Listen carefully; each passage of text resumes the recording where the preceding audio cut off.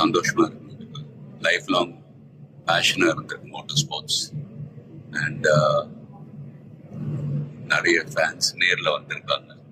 It's feeling very emotional.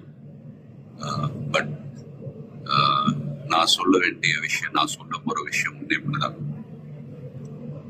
நீங்கள் எல்லாரும் சந்தோஷமா ஆரோக்கியமா மன நிம்மதியோட வாழ நான் கடவுளை வேண்டிக்கிறேன்.